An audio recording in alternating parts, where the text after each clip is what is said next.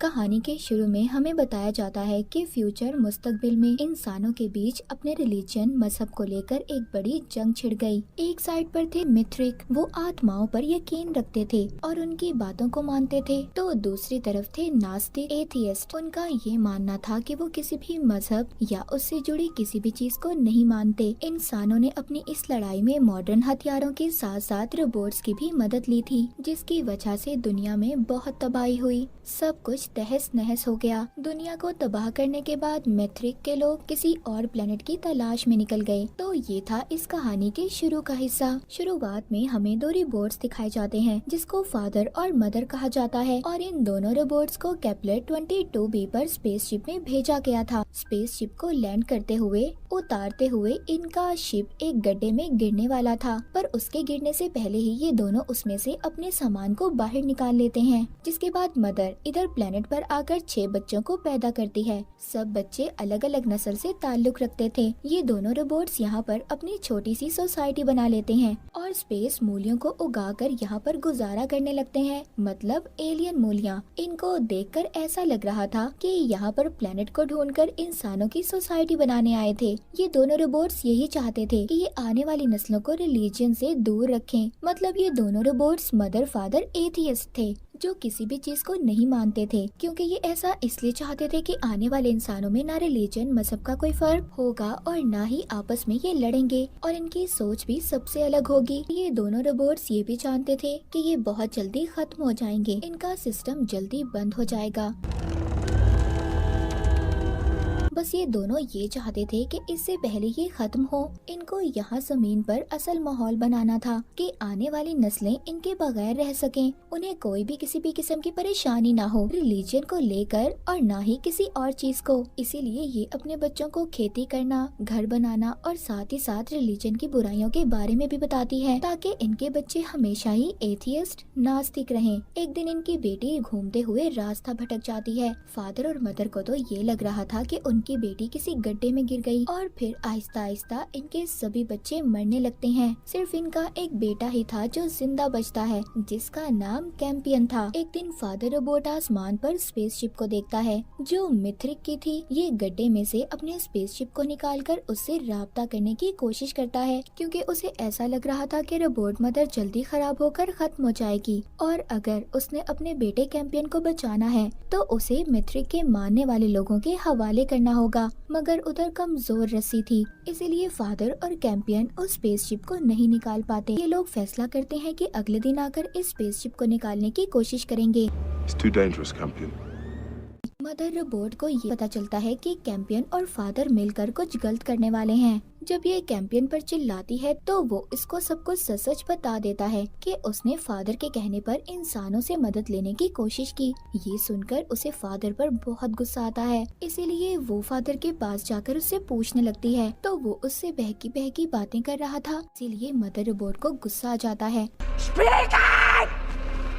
और गुस्से में फादर के बंद करने वाले सिस्टम को उसमें से निकाल कर बंद कर देती है। अब जैसे ही कैंपियन को पता चलता है तो वो उस स्पेसशिप की मदद से इंसानों तक सिग्नल भेज देता है, जिसके बाद मदर का भी ब्रेक डाउन, यानी कि उसका सिस्टम भी खराब होने वाला था। ये देखकर कैंपियन अपनी मदर के साथ बाहर ही सो जाता है। अगले दिन मिथ्रिक का ग्रुप इनके पास आता है, जिसमें एक आदमी जिसका नाम मार्कस था। दरअसल मिथ्रिक के लोग अपना मसीहा ढूंढना चाहते थे। उनको कैंपियन को देखकर ऐसा लगता है कि यही बच्चा है जो रिलीजन मजहब से जुड़ी सभी मुश्किलों को हल करेगा और इनका मसीहा बनेगा। ये सभी यहाँ पर ये प्लान बनाते हैं कि अपने साथ जो रोबोट लाए हैं उसकी मदद से मदर को ठिकाने लगाकर कैंपियन को अपने साथ ले जाएंगे। पर इनको बहुत जल्दी ये बात पता चल जाती है कि मदर कोई आम रोबोट नहीं थी, बल्कि वो तो उड़ने वाली और लोगों को मारने वाली खतरनाक मशीन थी। वो अपनी खतरनाक सुपरसोनिक आवाज से उसकी तेजी से सब मैथ्रिक्स को मारकर मार्कस के स्पेसशिप तक पहुंच जाती है, और उस स्पेसशिप से मार्कस को दूर निकालकर फेंकती है, और अब उसी के स्पेसशिप से उनके दूसरे स्पेसशिप पर हमला कर देती है। पर वो किसी और रूप में थी। मदर अगर चाहे तो अपना रूप भी बदल सकती थी। वो वो स्पेसशिप पर हमला करके सभी को मारकर उनके बच्चों को अपने साथ अपने प्लेनेट पर ले आई थी। उधर कैंपियन और मार्कस, जो नाढाल था, आसमान पर स्पेसशिप को तबाह होते देख रहा था। मदर अपने साथ उस स्पेसशिप पर से 5 नए बच्चों को लाती है और कैंपियन को उन बच्चों से मिलवाती है। अब यहाँ से कहानी चली जाती है पास्ट यानी माजी में। हमें दिखाया जाता है कि 2145 में जब जंग हुई थी तो 2 एथियस्ट सोल्जर सिपाहियों ने असल मार्कस और उसकी बीवी को मार दिया था और खुद उनका रूप लिया और फिर बाद में ये मिथ्रिक के ग्रुप में शामिल हो गए। मतलब जो मार्कस मदर के पास आया था वो असल एथियस्ट था। कहानी आ जाती है दोबारा से मदर पर। उसने उस रोबोट को मार दिया था जो मिथ्रिक के लोग अपने साथ लाए थे। दरअसल मदर की असल ताकत उसकी आंखों से थी और इसी तरह अब ये उस रोबोट के सिस्टम को निकाल कर फादर के अंदर डाल देती है, जिससे वो भी दोबारा से जिंदा हो गया था। जब कैंपियन दोबारा से अपने फादर को देखता है तो बहुत खुश होता है। फिर ये सब लोग अपनी नई फैमिली के साथ मिलकर खाना खाते हैं, जिनमें वो बच्चे भी शामिल थे जिनको मदर अपने साथ लाई थी दूसरे प्लेनेट से। उधर मार्कस खुद को एक रस्सी से बांधकर गड्ढे के किनारे अपने जिस्म को गर्म कर रहा था ताकि उसको सुकून मिल सके। खाना खाते हुए मदर अपने सभी नए बच्चों को समझाती है कि कोई यहाँ पर रिलीजन की बात नहीं करेगा और नो प्रेयर। इन 5 नए बच्चों में मार्कस का बेटा भी शामिल था। मतलब वो मदर के पास था। वो फादर को अपनी आंखों की सच्चाई बताती है कि उसकी आंखों में ताकत है और इसीलिए उसने अपनी असली आंखों को छुपा कर रखा हुआ है। कैंपियन को मार्कस के बेटे के पास एक पालतू चूहा बहुत पसंद आता है। मार्कस का बेटा उसे देना तो नहीं चाहता था, पर फिर भी वो दूसरे लड़के के कहने पर कैंपियन को वो चूहा दे देता है। कैंपियन जब सब बच्चों को बताता है कि उनके आने से पहले उसके सभी बहन भाई मर गए और कहीं न कहीं उनकी मौत की वजह मदर है, जिन्होंने अपनी ताकतों से उन सबको मार दिया और जिसके बारे में वो खुद भी नहीं जानती। You know I'm not allowed to. पर तभी उधर सब बच्चे प्रेयर दुआ करने लगते हैं। कैंपियन उनको ऐसा करने से रोक रहा था। जैसे ही मदर रोबोट को कैंपियन के पालतू चूहे के बारे में पता चलता है तो वो उस पर गुस्सा करती है और जिसका चूहा है उसे वापस देने का कहती है, मतलब मार्कस के बेटे को। और इसीलिए कैंपियन ने चूहे को वापस कर दिया था। इधर ही इन बच्चों में एक लड़की थी जो माँ बनने वाली थी। मदर को जल्दी उस लड़की का पता चल जाता है कि वो माँ बनने वाली है और यहाँ पर हमें ये भी पता चलता है मदर के बारे में कि वो किसी को भी देखकर उसके अंदर की सच्चाई जान लेती थी। इसीलिए वो उस लड़की को अब सब बच्चों से अलग रखती है। वो लड़की बताती है कि ये बच्चा मेरी मर्जी से नहीं है। मेरे साथ चर्च में रहने वाले एक आदमी ने बहुत गलत किया। मैं इस बच्चे को नहीं चाहती। मदर कहती है ठीक है, तुम नहीं चाहती, जो तुम्हारे साथ गलत होना था हो गया, पर इस बच्चे का कोई कसूर नहीं है। तुम इसके साथ क्यों गलत करना चाहती हो? मदर का ये रूप देखकर तो लड़की हैरान सी हो गई थी। एक रात एलियन जंगली जानवर इन पर हमला कर देते हैं। तभी मदर को ये बात भी पता चलती है कि उसकी आंखों को किसी ने चुरा लिया। मदर को सिर्फ फादर पर ही शक था क्योंकि उसने इस बारे में सिर्फ फादर को ही बताया था, पर इसमें कैंपियन का हाथ था। खैर पता चल जाने पर फादर कैंपियन से आंखें लेकर मदर को वापस दे देता है और मदर वो आंखें लगा लेती है जिसमें ताकत मौजूद थी की मदद से सभी जानवरों को मार देती है। वो जानवर उस लड़की पर भी हमला कर देते हैं जो माँ बनने वाली थी, पर वो उनसे बच जाती है। फादर और मदर दोनों इस बात पर बहुत हैरान थे कि इन्हें 12 साल बाद ये बात पता चली है कि इनके अलावा भी यहाँ पर कोई रह रहा है, क्योंकि उन्हें यहाँ रहते हुए इस प्लेनेट पर 12 साल हो चुके थे और इस दौरान इन्होंने कोई ऐसा जानवर, कोई चीज नहीं देखी थी। पर वो जानवर अब मार्कस पर भी हमला करके उसे गड्ढे में गिरा देते हैं, पर रस्सी के बंधे होने की वजह से वो बच जाता है और फिर मिथ्रिक ग्रुप के सिपाही आकर उसे बचा लेते हैं। अब इस हादसे के बाद सभी बच्चे बहुत ज्यादा डर गए थे, इसीलिए वो सभी यहाँ से जाना चाहते थे, पर मदर उस लड़की की तरफ इशारा करके कहती है कि नहीं, अभी हम कहीं नहीं जाएंगे क्योंकि अभी इसके यहाँ बच्चा पैदा होने वाला है। ये सुनकर सभी बच्चे उसकी तरफ देखने लगते हैं। इस कहानी में हमें एक और बात बताई गई है कि केपलर 22 प्लेनेट का सफर जमीन से 13 साल का है। इसी बीच सबको हाइबरनेशन में रखा जाता है, यानी कि उनको लंबी नींद सुलाई जाती है, पर इस नींद में उनका जिस्म तो सो रहा होता है, लेकिन वो अपने दिमाग से सभी के साथ बात कर सकते हैं। मार्कस को होश आता है तो वो अपनी बीवी से अपने बेटे का पूछता है। वो बताती है कि हमारा बेटा मदर के कब्जे में है। दूसरी तरफ जो मदर के पास बच्चे थे उनमें से एक बच्चा सबको बताता है ये दोनों रोबोट्स हमसे झूठ बोल रहे हैं कि यहाँ पर जंगली जानवर हैं। ये हमें सिर्फ डरा कर इधर रखना चाहते हैं ताकि हम यहाँ से कहीं न जा पाएं। तभी कैंपियन को भी याद आता है कि पहले भी मदर ने ऐसी ही कहानी सुनाकर उन्हें यहाँ पर रखा था। वो लड़का जो यहाँ पर पहले सबको समझा रहा था अब वो उस लड़की से बात करता है जो माँ बनने वाली थी। वो कहता है तुम्हें अपने बच्चे का नाम उसी आदमी पर रखना चाहिए जिसका ये बच्चा है। लेकिन वो लड़की ये सुनकर उसे थप्पड़ मारती है जिससे उस लड़के के मुंह से खून आने लगता है और आहिस्ता आहिस्ता वहाँ पर सभी बच्चों की तबीयत खराब हो जाती है। कैंपियन को भी अब ऐसा ही लग रहा था कि मदर ही अपने बच्चों की जान ले रही है। उधर मदर जिसको अपने बच्चों की फिक्र थी वो उस तबाह स्पेसशिप में से एलियन रोबोट की शक्ल में आकर वहाँ से कुछ दवाइयाँ लेने जाती है ताकि वो अपने बच्चों की जान बचा सके। ये बात तो साफ थी कि मदर अपने बच्चों की जान नहीं ले रही थी। उधर स्पेसशिप में जितने भी मित्रिक बचे हुए थे जब वो मदर को देखते हैं तो जमीन के अंदर जाकर छुप जाते हैं। मार्कस अपने साथियों से कहता है कि मुझे लगता है इस रोबोट का प्रोग्राम किसी एथियस्ट ने बनाया है इसीलिए ये हमारी दुश्मन बनी हुई है। खैर मदर उधर से दवाइयाँ लेकर जब वापस जा रही थी का सामना एक मित्रिक रोबोट से होता है लेकिन मदर बड़ी ही आसानी से उस रोबोट को मार देती है।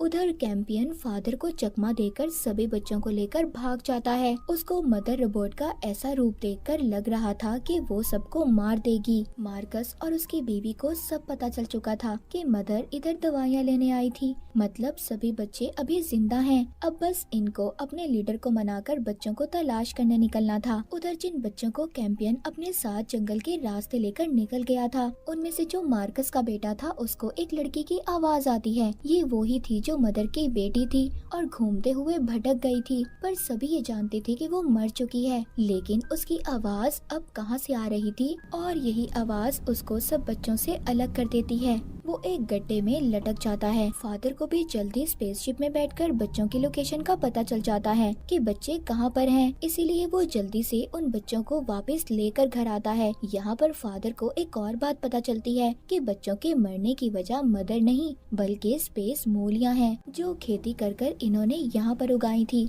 वो जहरीली मूलियाँ सब पर असर कर रही थी लेकिन हैरानी की बात ये थी कैंपियन पर उनका कोई असर नहीं हो रहा था। उधर एक एलियन जानवर कैंपियन पर हमला कर देता है पर सही वक्त पर फादर ने आकर उस जानवर को एक झोपड़ी में कैद कर दिया था। उधर मदर जो दवाइयों की तलाश में थी उसने मार्कस के बेटे को ढूंढ लिया था। रेगिस्तान में हमें दिखाया जाता है मैथ्रिक को वहाँ पर दफन एक बड़ा पत्थर मिलता है। उसकी शक्ल को देखकर ये सब समझते हैं कि ये बहुत खास है। इसको किसी खास मकसद के लिए बनाया गया होगा। उस पत्थर के अंदर से निकलती गर्मी को देखकर सब उसके सामने झुककर इबादत करने लगते हैं। मतलब मैथ्रिक को मानने वाले अपने सही रास्ते पर थे। फादर अपने बेटे कैंपियन से कहता है कि उस जंगली जानवर को मारकर मैं अपने बच्चों का पेट पालना चाहता हूँ जिसको इसने झोपड़ी में बंद किया था। पर कैंपियन कहता है पहले हमें कोशिश तो करनी चाहिए किसी और चीज को ढूंढने की। ऐसे जानवरों को मारना अच्छी बात नहीं है। इसीलिए ये जंगल में दूसरी सब्जियां ढूंढने जाते हैं पर इनको कुछ भी नहीं मिलता।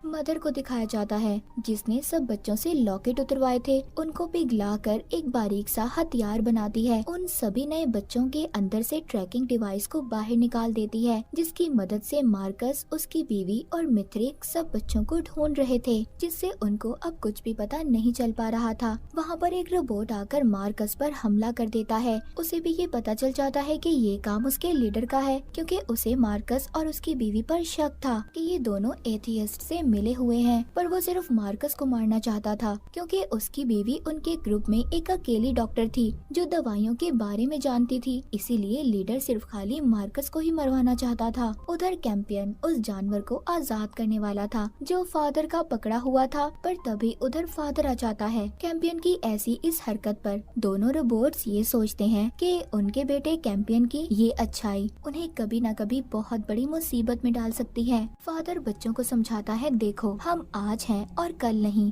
इसीलिए तुम्हें मारना तो सीखना होगा, तुम्हें लड़ाई करना आना चाहिए। एक लड़की ये बात सुनकर उस एलियन जानवर को मारने की कोशिश भी करती है, पर डर से सभी बच्चों के साथ मिलकर भाग जाती है। मदर यहाँ पर रोजाना हाइबरनेशन पॉट में जाकर सो जाती थी, जो जंगल में इसने सबसे छुपा कर रखा हुआ था, जिससे वो अपनी पुरानी यादों में जा सकती थी। उधर मार्कस का प्लान अपने लीडर को मारने का पूरा हो जाता है, क्योंकि पहले लीडर उसको मारना चाहता था, मगर अब मार्कस ने अपने लीडर को मार दिया था। वो उसी पत्थर की आग की मदद से उसे जलाकर राख कर देता है। उसे देखकर सब ये समझते हैं कि वाकई ही इस पत्थर में कोई बात तो है, और जाकर सब लिपट जाते हैं। मार्कस की बीवी भी हैरान थी। वो अपनी बीवी को बताता है कि मुझे अजीब सी आवाज आई थी, उसने मुझसे ये सब करने का कहा, एक सोल आत्मा की आवाज। उसकी बीवी ये सब सुनकर हैरान हो जाती है। इस पूरे हादसे के बाद मिथ्रिक के लोग मार्कस को अब अपना लीडर बना लेते हैं। उधर वो लड़की जो माँ बनने वाली थी, भूख से तंग आकर मदर का वो बारीक हथियार लेकर जो उसने बनाया था, उसकी मदद से उस एलियन जानवर को मार देती है, जो फादर ने कैद करके रखा हुआ था। उसे मारकर सभी बच्चे भूख से तंग उस जानवर का गोश्त खा रहे थे, सिवाय कैंपियन और मार्कस के बेटे को छोड़कर। मार्कस को स्पेसशिप में तलाशी लेते हुए वो आदमी भी मिल जाता है, जिसने उस लड़की के साथ गलत किया था, जो माँ बनने वाली थी, मदर के साथ रहती थी। वो उसको पकड़ लेते हैं। मार्कस कहता है कि हम इस आदमी को मदर के खिलाफ इस्तेमाल करेंगे। बाहर घूमते हुए कैंपियन और मार्कस का बेटा देखते हैं कि एलियन जानवर जिंदा रहने के लिए गड्ढों में लगी हुई फंगस यानी काई खा रहे थे। वो सोचते हैं कि फंगस अगर इनके लिए अच्छी है तो इंसानों के लिए क्यों नहीं, इसीलिए अपने लिए भी ये उस फंगस को इकट्ठा करना शुरू कर देते हैं, जो इनके लिए जहरीली भी नहीं थी।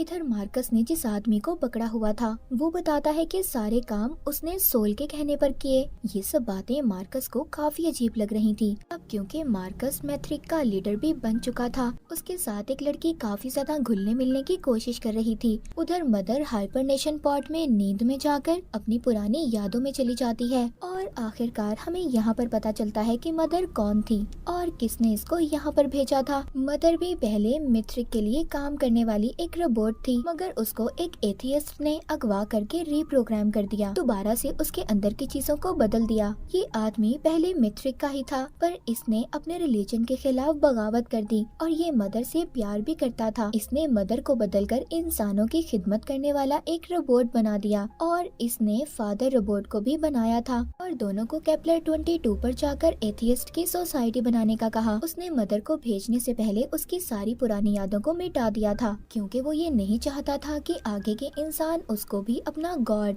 अपना मसीहा समझें। सब चीजों का ताल्लुक कहीं न कहीं मदर से था, क्योंकि मदर ने जो बच्चे पैदा किए थे उनसे आगे की नस्लें चलनी थी। सभी यादों को याद करके मदर दोबारा से अपने घर आकर देखती है, तो उस लड़की ने जहर खाकर मरने की कोशिश की थी, जो माँ बनने वाली थी। मदर उसको उल्टियाँ करवा के बचा लेती है और कहती है कि अब कुछ भी नहीं होगा, मैं किसी को भी मरने नहीं दूंगी, चाहे मुझे कुछ भी करना पड़े। वो ट्रैकिंग डिवाइस जो मदर ने बच्चों से निकालकर दूर फेंक दी थी, वो किसी को मिल जाती है, और वो आदमी उसे अपने साथ ले जाता है। उधर मिथ्रिक को उस डिवाइस से सिग्नल मिल रहे थे, इसीलिए पीछा करते हुए ये उस अनजान आदमी तक पहुँच जाते हैं, पर वो आदमी देखते ही देखते अजीब सी बड़ी बड़ी छलांगे लगाकर गायब हो जाता है। मतलब ये कोई आम इंसान तो नहीं था। इधर ही मार्कस को इस जगह का नक्शा मिलता है, और सभी मदर को ढूंढने का प्लान बनाते हैं। वो वहाँ पर जानवरों के बहुत बड़े बड़े कंकाल भी देखते हैं। सुबह को मार्कस उस नक्शे की मदद से आखिरकार मदर के कैंप को ढूंढ ही लेता है। आगे कहानी में दिखाया जाता है मदर रोजाना जंगल में जाकर हाइबरनेशन पॉट में अपनी पुरानी यादों में चली जाती थी। ये बात छुपा हुआ मार्कस और फादर भी सोचते हैं कि मदर रोजाना कहाँ पर जाती है। मार्कस अपनी बीवी से कहता है कि हमें अपने बेटे को मदर से हासिल करना होगा, और हम उसको सब कुछ सच सच बता देंगे। हम तुम्हारे असल माँ बाप नहीं हैं। पर मार्कस की बीवी को उसका ये आइडिया बिल्कुल भी अच्छा नहीं लगता। वो कहती है, क्या तुम ये बताओगे कि हमने तुम्हारे असल माँ बाप को मारा? मार्कस कहता है कि अगर हमें अपने बेटे को बचाना है तो मदर रोबोट को तो मारना होगा, क्योंकि अगर वो जिंदा रही वो कभी भी हमसे हमारे बेटे को मिलने नहीं देगी। मार्कस और उसकी टीम जंगल में जाते हैं ये पता लगाने कि मदर रोबोट इतने घंटे क्या करती है। एक लड़का जलाने के लिए जब लकड़ियाँ इकट्ठी करने करने जाता है तो उसको खाने का एक खाली डब्बा मिलता है। वो आकर अपनी दूसरी साथी को बताता है। उन दोनों को अब समझ आ गई थी कि कोई बाहर जिंदा इंसान इन पर नजर रख रहा है। उधर मदर के साथ कैंपियन और मार्कस का बेटा एक गेम खेल रहे थे। कैंपियन जिस पजल को सुलझाने में घंटों लगा देता है, उधर मार्कस का बेटा उसे फौरन से हल कर देता है, जिस वजह से कैंपियन उससे जलने लगा था। जंगल में मार्कस की बीवी को वो पॉट मिल जाता है जिसमें मदर अपनी पुरानी यादों में जाया करती थी। मार्कस उसको देखकर कहता है कि यही सही वक्त होगा जब हम मदर को मार सकते हैं, क्योंकि इसमें जाने के बाद वो बहुत गहरी नींद में सो जाती है और इसी दौरान हम उसको मार सकते हैं। हम उसके जिस्म को बॉम्ब से उड़ा देंगे। उधर कैंप में मदर उस बच्ची की ड्राइंग देखती है जो रास्ता भटक कर गुम हो गई थी और मर चुकी थी, पर मदर को कुछ समझ नहीं आता कि उसकी बनाई हुई ड्राइंग उसकी पुरानी यादों से मिल रही थी। उसको अब लग रहा था कि शायद उसके पीछे कोई है जो उसके बारे में जानना चाहता है, उसका पीछा कर रहा है। मार्कस का बेटा बेचारा फंगस खाकर तंग आ चुका था। वो भी अब एलियन जानवर का गोश्त खाना चाहता था, पर वो खुद से किसी की जान नहीं ले सकता था। इस बात पर कैंपियन को उस पर गुस्सा आता है। कहता है तुम ये काम क्यों नहीं कर सकते, और उसे मारने लगता है। फादर जब ये देखता है कि कैंपियन मार्कस के बेटे को मार रहा है तो वो उसको मदर के पास लेकर जाता है। मदर उसको समझाती है कि बेटे ऐसे परेशानियां हल नहीं होती, ऐसे किसी पर हाथ उठाकर किसी को मारकर। पर कैंपियन उसको उल्टा जवाब देकर चला जाता है और कहता है मॉम आप ये सब ना ही कहें तो अच्छा होगा। उसके जाने के बाद मदर फादर से पूछताछ करती है कि फादर ही तो नहीं जो उसका पीछा कर रहा है, लेकिन फादर नहीं था। इसीलिए मदर अब खुद इस बात का पता करती है और जाकर अपने हाइबरनेशन पॉड में कंप्यूटर से पूछताछ करती है। उसको पता चलता है कि कोई वायरस है जो उसको उसकी पुरानी यादों की तरफ खींच रहा था। ये दोबारा से गहरी नींद में जाकर सब पता करती है। तभी वहाँ पर मार्कस के लोग आकर इसके चारों तरफ बॉम्ब लगा देते हैं और एक आदमी उसके आगे आईना लेकर खड़ा हो जाता है ताकि वो शीशा मदर की सारी ताकत को कुछ देर के लिए कंट्रोल कर पाए।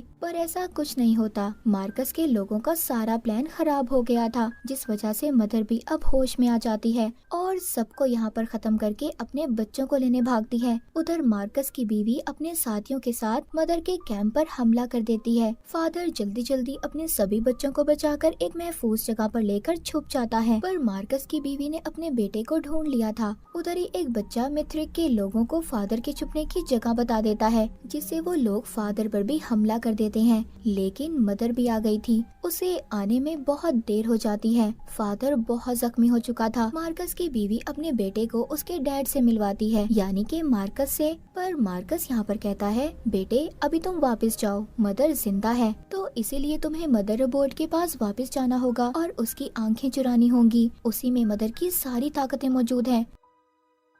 उसका बेटा अब यही करता है।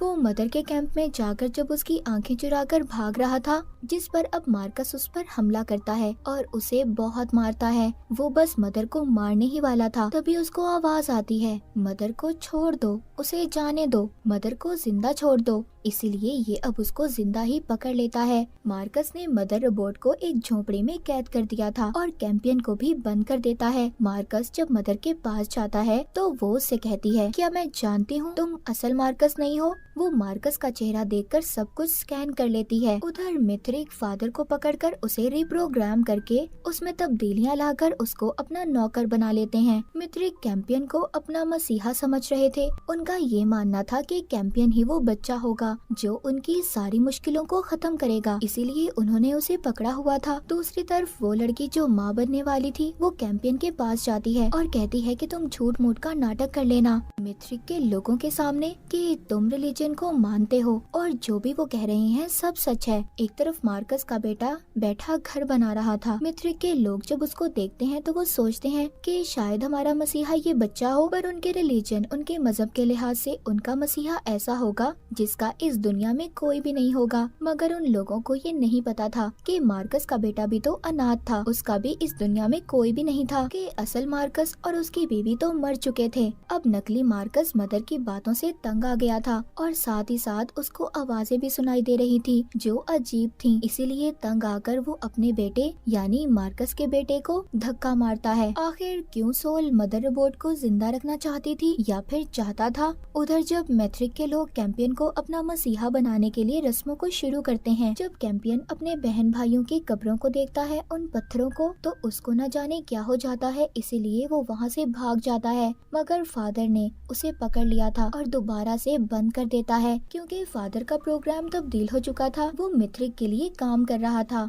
जब मार्कस की बीवी को पता चलता है कि मार्कस ने उनके बेटे पर हाथ उठाया, तो वो काफी गुस्सा होती है। मार्कस को भी मदर के कैंप से उसका वही बारीक हथियार मिल जाता है जो उसने खुद बनाया था, क्योंकि मार्कस ने अपने ख्यालों में भी उसको देखा था। लेकिन मार्कस अब मदर को किसी खुफिया जगह पर ले जाना चाहता था। रास्ते में मार्कस के पास उसका एक साथी भी आता है। मदर उसको बताना चाहती थी कि ये बंदा उनका लीडर नहीं बल्कि एथियस्ट का एक बहरूपिया है। असल मार्कस तो मर चुका है, पर वो आदमी तो अपने लीडर पर बहुत भरोसा करता था और कोई भी बात नहीं सुनता। पकड़े हुए कैंपियन को दोबारा से उसी छोटी बच्ची की आवाजें आती हैं जो मर चुकी थी, जो उससे कह रही थी, खिड़की से देखो मदर और फादर कहाँ पर हैं। मार्कस मदर को कहीं ले जा रहा था और वो लड़की भी अब इनका पीछा करती है जो माँ बनने वाली थी, जिसको मदर ने अपनी बेटी बनाया हुआ था। मार्कस का प्लान मदर को एक गड्ढे में गिराकर मारना था। वो ऐसा समझता था कि ऐसा करने से शायद उसे आवाजें नहीं आएंगी, मगर उसे फिर से आवाज आती है, मदर को छोड़ दो, मत मारो उसे।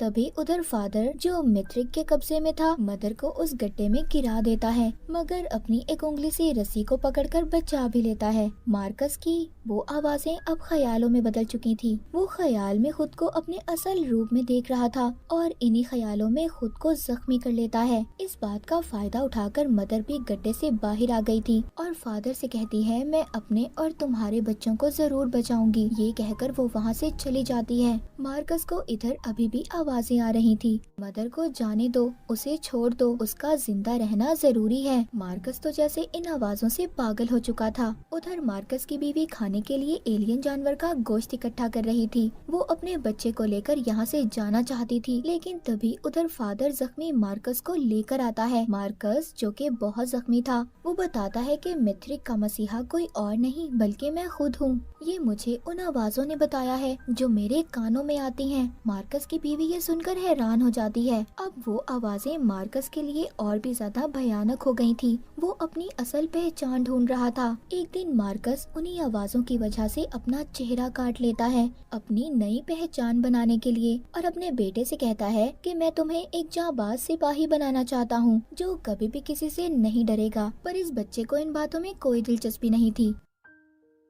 मदर रोबोट को दिखाया जाता है जो मिथ्रिक के स्पेसशिप में अपनी मरम्मत खुद को ठीक करवाने जाती है। वहाँ पर वो एक खराब रोबोट से एलियन खून लेने लगती है, यानी कि सफेद लिक्विड। इसी दौरान उसे अपने पेट में कुछ महसूस होता है। मदर दोबारा से माँ बनने वाली थी, पर अब उसे जिंदा रहने के लिए लाल खून की जरूरत थी। वो एक जानवर को मारकर उसका खून पीने लगती है। कैंप में एक बच्चा ये देखता है कि फादर ने कोई मैसेज भेजा था। उसको ऐसा लग रहा था कि शायद कि मिथ्रिक के लोगों ने फादर का जो प्रोग्राम बदला है उसी वजह से ये सब है। इधर मार्कस भी ये नहीं चाहता था कि जो कैंपियन था मदर का बेटा, उसका बेटा उससे कोई दोस्ती रखे। पर एक दिन जब वो कैंपियन के पास आता है तो मार्कस उसको देख लेता है और उसे बहुत डांटता है। मार्कस अपनी बीवी को भी बंद कर देता है क्योंकि उसे पता चल चुका था कि उसकी बीवी उनके बेटे को लेकर भागना चाहती है। और यहाँ पर जितने भी मिथ्रिक थे सब उसके लिए इबादत करने लगते हैं, क्योंकि उन्हें ऐसा लग रहा था कि मार्कस की बेबी एथियस्ट बन चुकी है। वो लड़की जो माँ बनने वाली थी वो मदर को ढूंढते हुए उस तक पहुँच जाती है, मगर मदर यहाँ पर उस लड़की पर बहुत चिल्लाती है और उसे जाने का कहती है कि मदर के खून पीने की आदत कहीं उस लड़की को न मार दे। उधर कैंपियन जिसको मार्कस ने पकड़ा हुआ था, मार्कस के बेटे के बताए हुए प्लान के मुताबिक सुरंग बनाकर भाग जाता है और ये सब बच्चे मिलकर मिथ्रिक के चर्च को आग लगा देते हैं। पर मार्कस को ये लगता है कि ये शायद सोल का कोई इशारा है। वो उसके सामने खड़ा हो जाता है और इसी बात का फायदा उठाकर मार्कस की बीवी सभी बच्चों को लेकर यहाँ से भाग जाती है। पहले तो उनका प्लान मार्कस के स्पेसशिप में भागने का था, पर वो खराब था, इसीलिए अब ये मजबूरन जमीन के रास्ते से जाते हैं। फादर इनका पीछा करता है पर अपने आप पर कंट्रोल करके उन्हें जाने देता है। मदर जो स्पेसशिप में थी वो अपने सभी सवालों के जवाब चाहती थी, इसीलिए दोबारा से वो हाइबरनेशन पॉड में जाती है और अब ये आगे अपनी यादों में जाकर बड़े कैंपियन से मिलती है जो उसको बताता है कि अब वो माँ बनने वाली है और उसका असल मिशन तो अब शुरू हुआ है। पहले तो सब कुछ सिर्फ एक ड्रामा था। ये सब जानने के बाद मदर दोबारा से वापस अपने होश में आ गई थी। वो लड़की जो माँ बनने वाली थी उसको वो आदमी भी मिल जाता है जिसने उसके साथ गलत किया था, इसीलिए फौरन से मदर भी उधर आ जाती है। वो आदमी हर वक्त अपने साथ गार्ड का कटा हुआ सर लेकर घूमता था क्योंकि उसे ऐसा लगता था कि अगर वो इससे दूर हुआ तो इसका हेलमेट इसे मार देगा। इसीलिए मदर को जो इंसानी खून की जरूरत थी इस आदमी को पास रख लेती है, जिससे उस आदमी को तो सजा मिल जाती है और मदर को उस आदमी का खून। मार्कस ने भी गुस्से में फादर की एक उंगली काट देता है। वो बच्चा जो फादर के साथ था उसको पता चलता है कि फादर ने जो पहले मैसेज दिया था वो दरअसल फादर का इशारा था अपने प्रोग्राम को ठीक करवाने का, इसीलिए वो बच्चा उसको दोबारा से मैसेज के जरिए ठीक कर देता है। फादर अब वापस आ चुका था। मार्कस ये सोच रहा था कि कैसे वो अपने बेटे को अपने पास रख सकता है, उसे कैसे वापस लाए। वो सोचता है इसमें उसकी मदद सिर्फ सोल ही कर सकती है, इसीलिए वो अब दोबारा से रेगिस्तान में बड़े से पत्थर के पास जाता है।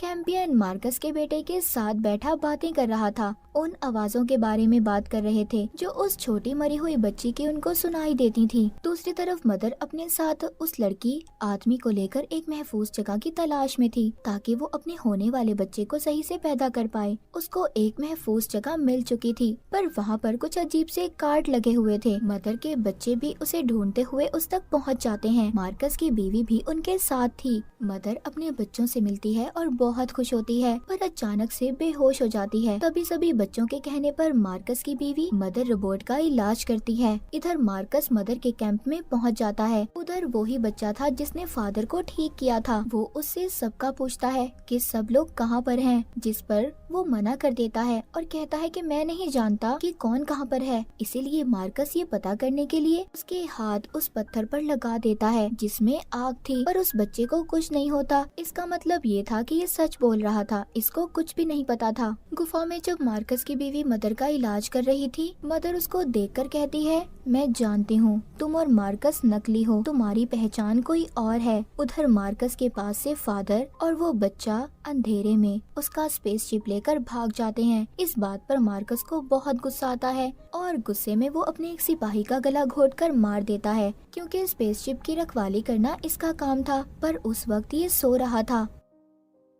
इस बात को देखकर जितने भी मित्रिक थे सभी मार्कस के दुश्मन हो गए थे। उधर मदर को जो कार्ड मिले थे उसको स्कैन करके वो एक अलग दुनिया में पहुंच गई थी जहां पर वो देखती है कुछ आदमी जो काले कपड़ों में थे वो एक एलियन मूर्ति की पूजा कर रहे थे। पर तभी जब मदर ये ख्याल देख रही थी तो इसी दौरान वो आदमी जिसने लड़की के साथ गलत किया था वो भागने की कोशिश करता है और मदर पर हमला भी। पर इसी दौरान दूसरी लड़की उसके आगे खड़े होकर उसका ध्यान भटकाती है और वो लड़की इसके गार्ड के सर को दूर फेंक देती है, जिस वजह से इस आदमी का सर पिचक जाता है और उसकी मौत हो जाती है। मतलब उसका कहना सही था, वो सर ही उसकी मौत की वजह था। तभी यहाँ पर फादर और वो बच्चा भी जिसने फादर को ठीक किया था दोनों स्पेसशिप में यहाँ तक पहुँच गए थे। जब फादर यहाँ पर पहुँचता है तो माँ बनने वाली बात मदर के बारे में सुनकर काफी हैरान होता है। पहले तो ये गुस्सा होकर चला जाता है पर बाद में ये मान जाता है और कहता है कि वो भी उसकी मदद करेगा। यहाँ पर मार्कस की बीवी मदर से कहती है मैं माँ नहीं बन सकती पर हाँ मैं तुम्हारी मदद जरूर करूँगी। मार्कस के बेटे को भी वो आवाजें आने लगी थी जो उससे गलत काम करवा रही थी। वो कार्ड्स जिससे अभी मदर अपने ख्यालों की दुनिया में गई थी वो उसको जला देता है ताकि कोई भी सच्चाई के बारे में ना जान पाए। उधर मार्कस का सच भी मिथ्रिक के लोगों को पता चल चुका था कि वो एक बहरूपिया है। वो उसको मारने के लिए मदर की चोरी की हुई आंखें खिला देते हैं ताकि वो मर जाए, पर वो अभी भी जिंदा था। इतनी जल्दी मार्कस कहाँ मरने वाला था। हम देखते हैं कि मदर अब बच्चे को पैदा करने के लिए एक महफूज जगह पर जाती है, उसी जगह पर जो जगह उसने अपने सपने में उन कार्ड्स की मदद से देखी थी। पर फादर और बाकी लोग यही समझ रहे थे कि ये जगह महफूज नहीं है, लेकिन मदर को यकीन था कि ये जगह बिल्कुल ठीक है। मार्कस के बेटे को जो आवाजें आई थी उसमें सोल ने बताया था कि ये जगह उनके लिए बिल्कुल ठीक है और ये बच्चा भी सोल की वजह से ही पैदा हो रहा है। लेकिन कैंपियन को इस बात से जलन थी कि मदर सबसे ज्यादा इसी बच्चे को खास समझ रही है, पर फादर को मदर सब सच बता देती है। वो बताती है कि मैं भी ये नहीं जानती कि मेरे साथ ये सब कुछ कैसे हो रहा है, पर हाँ मैं ये जरूर जानती हूँ असल मिशन हमारा अब शुरू हुआ है। फादर इस बात से नाराज होकर चला जाता है। जब मार्कस की बीवी मदर रोबोट का टेस्ट लेती है तो वो बताती है तुम्हारा बच्चा तेजी से बढ़ रहा है और बहुत जल्दी ये दुनिया में भी आएगा। ये सबसे ज्यादा ताकतवर है। दूसरी तरफ मार्कस का बेटा एक गुफा में पहुंच जाता है, जहां पर वो बनी हुई एक ड्राइंग देखता है जिसमें सांप और स्पेसशिप बना हुआ था। क्या ये कोई आने वाले कल का पता बता रहा था या कुछ और? उधर मार्कस जो अभी भी जिंदा था, पर उसके जिस्म पर अजीब से निशान आ गए थे, लेकिन अभी भी उसे ख्याल आ रहे थे कि सोल उसको रास्ता दिखा रही है। और एक स्पेसशिप का पीछा करते हुए वो एक सांप के कंकाल तक पहुंच जाता है। मतलब सांप की भी कोई कहानी थी। इधर उसका बेटा जो स्पेसशिप के पार्ट्स को एक गड्ढे में फेंक रहा था, तभी वहाँ पर मार्कस की बीवी आती है और पूछती है क्या कर रहे हो। वो बताता है कि मुझे सोल ने कहा है ये जगह महफूज है और यहाँ से हम कहीं नहीं जाएंगे। मगर उसकी माँ कहती है बेटा ये सब बातें हैं, कोई सोल नहीं है। मगर उसका बेटा समझने का नाटक कर देता है, लेकिन वो कुछ नया करने वाला था। रात को मदर एक गड्ढे के पास आती है और अपने बनाने वाले से कहती है आगे मुझे क्या करना है, मुझे इस बच्चे के साथ क्या करना होगा।